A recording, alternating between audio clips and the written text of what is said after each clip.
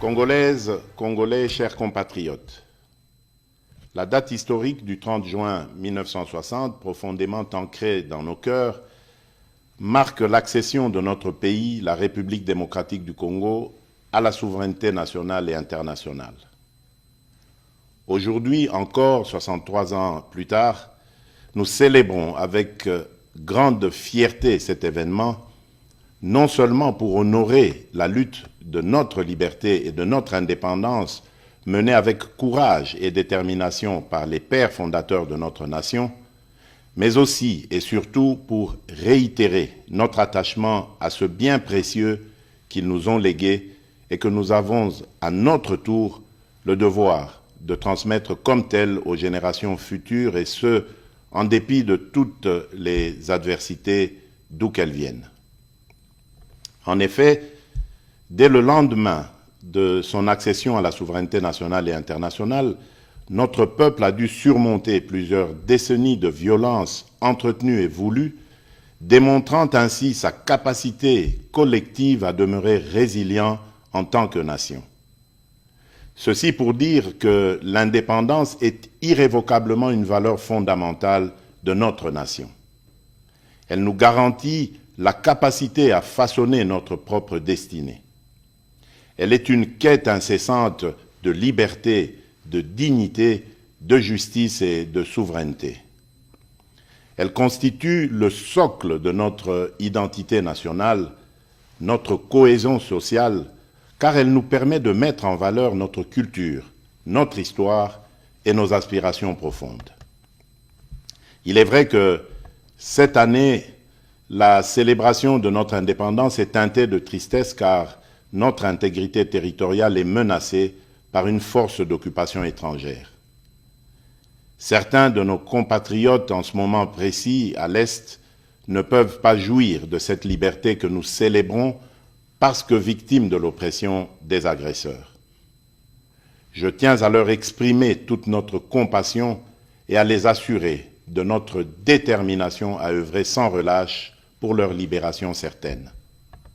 C'est la raison pour laquelle nous ne cesserons de rendre un hommage mérité à nos pères de l'indépendance, dont la vision lumineuse et la lutte nous ont permis de devenir et de rester, depuis 63 ans, un peuple libre, en dépit de toutes ces adversités. Mes chers compatriotes, au défi permanent de la préservation de la liberté chèrement acquise, nous devons inlassablement associer celui de la poursuite de la noble et grandiose œuvre qu'est la bataille pour le développement économique et social de notre pays, de manière à mériter ainsi le rêve et les sacrifices consentis par nos pères de l'indépendance. C'est seulement à cette condition que les générations futures pourront à leur tour être fiers de l'héritage que nous leur aurons légué. Cependant, laissez-moi vous dire que j'ai pleinement conscience de votre perplexité au regard de la baisse du pouvoir d'achat, surtout celui des plus démunis, dont les conséquences, bien que prévisibles sur le panier de la ménagère, se veulent pour certains difficilement surmontables.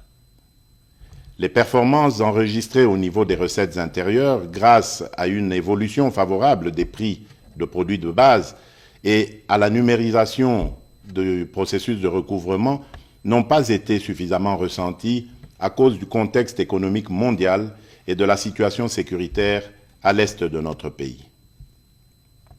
En effet, l'enlisement de la guerre en Ukraine, d'une part, a occasionné la hausse des prix mondiaux des commodités et des matières premières, de l'énergie et des produits de première nécessité, entraînant ainsi des pressions inflationnistes dans le pays et même au sein des économies les plus robustes du monde.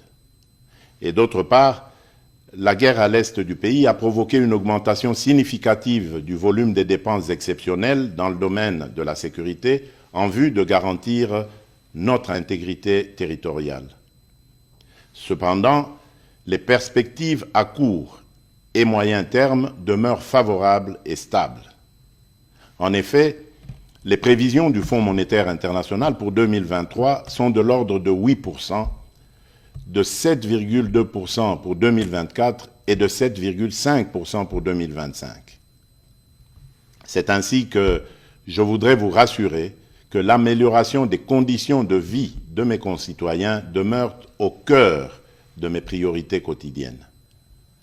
J'ai assigné au gouvernement de la République, sous l'autorité du Premier ministre et à la Banque centrale du Congo, la tâche particulière d'accentuer les efforts de stabilisation des paramètres macroéconomiques en vue de limiter au maximum les effets néfastes sur le panier de la ménagère, d'améliorer la gouvernance publique dans ces secteurs et de répondre autant que possible aux aspirations légitimes du plus grand nombre d'entre nous. Mes très chers compatriotes, au choc sus évoqué et que le gouvernement s'est ardemment employé à amortir, se sont ajoutées les menaces persistantes à notre intégrité territoriale et à la sécurité de nos populations et de leurs biens. En effet, le climat d'insécurité qui prévaut dans certains espaces de notre territoire national perturbe fortement la poursuite harmonieuse des ambitions que nous revendiquons collectivement. Comme vous le savez, notre pays fait face depuis de nombreux mois, dans sa partie orientale, à une agression vile et barbare perpétrée par un voisin belliqueux, le Rwanda, au nom d'intérêts obscurs et ignobles. Au regard du danger que court le pays, il vous souviendra que j'avais lancé l'année passée un appel patriotique à notre jeunesse de s'enrôler dans les rangs des forces armées de la République démocratique du Congo et de la police nationale congolaise.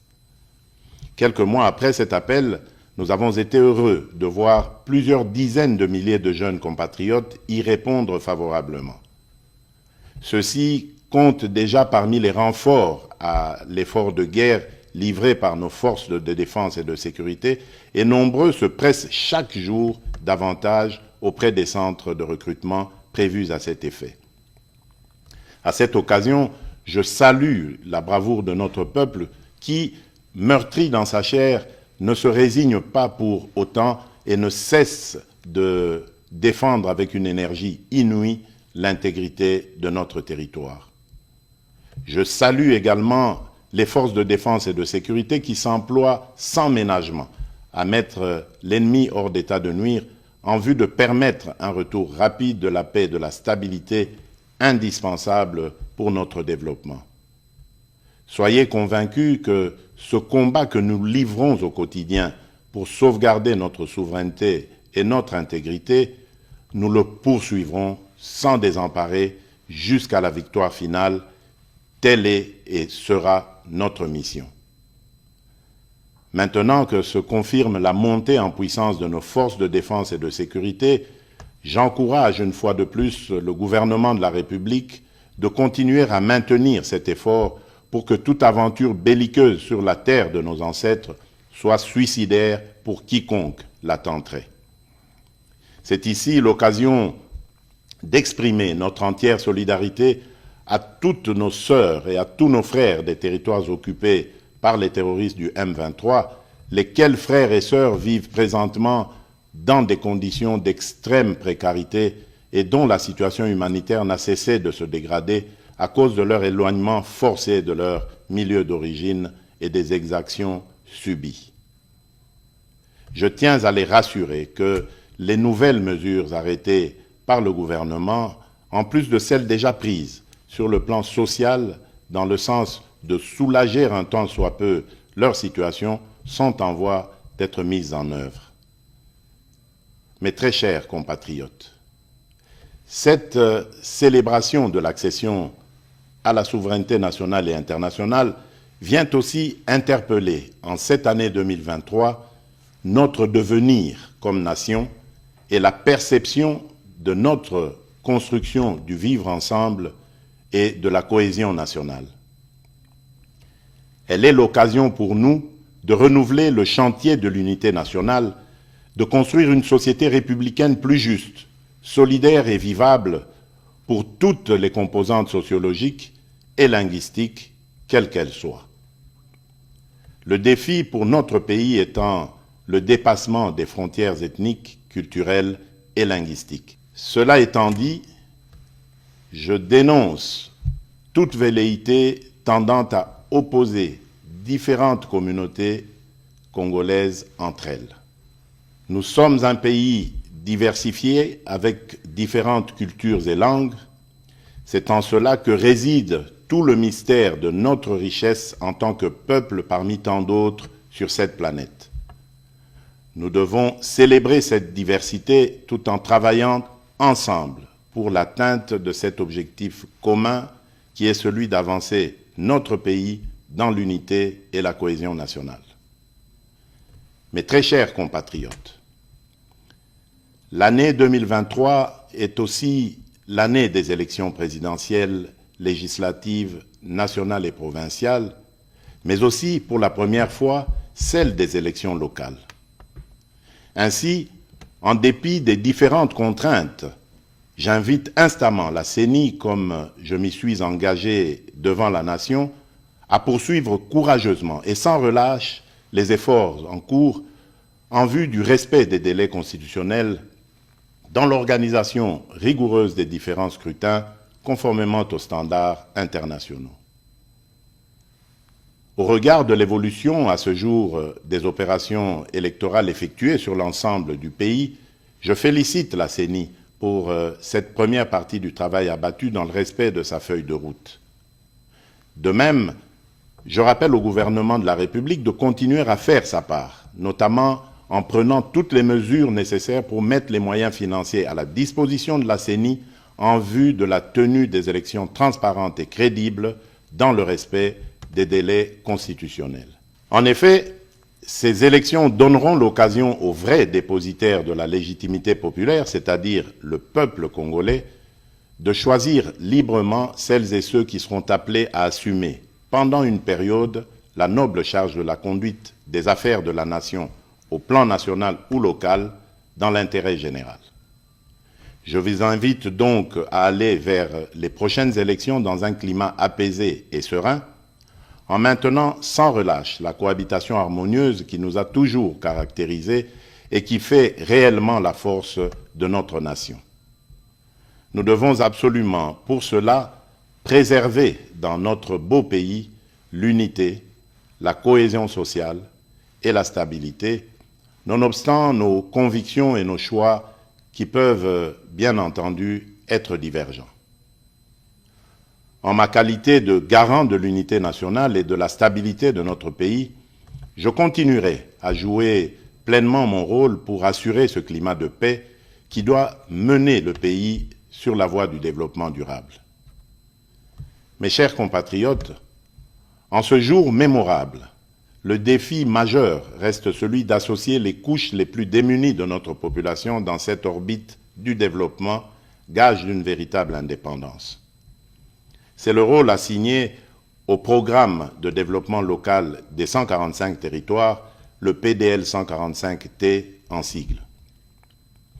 Ce programme, destiné à promouvoir l'émergence des économies des territoires et à améliorer les conditions et cadres de vie des populations rurales à travers des investissements publics massifs, permettra non seulement de réduire rapidement la pauvreté et les inégalités spatiales dans notre pays dans le moyen terme, mais également favorisera une convergence rapide des revenus et des conditions de vie entre les populations rurales et celles des milieux urbains. Je me réjouis de vous informer que les 3 agences d'exécution, chacune en ce qui la concerne, ont prévu de commencer à livrer les infrastructures socio-économiques de développement à la base, que sont les centres de santé, les écoles primaires et les bâtiments administratifs, dès le courant du mois de juillet prochain. Mes très chers compatriotes, l'indépendance est un droit inaliénable que chaque nation doit défendre avec force et détermination, car c'est ce qui nous permet de protéger nos intérêts et notre avenir. C'est ainsi que, pour terminer, j'en appelle à la mobilisation générale de nos énergies et de nos intelligences, pour continuer à bâtir ensemble notre cher et beau pays, à préserver l'unité et la cohésion nationale, à protéger notre intégrité territoriale. Que Dieu bénisse la République démocratique du Congo et son peuple. Joyeuse fête de l'indépendance à toutes et à tous. Je vous remercie.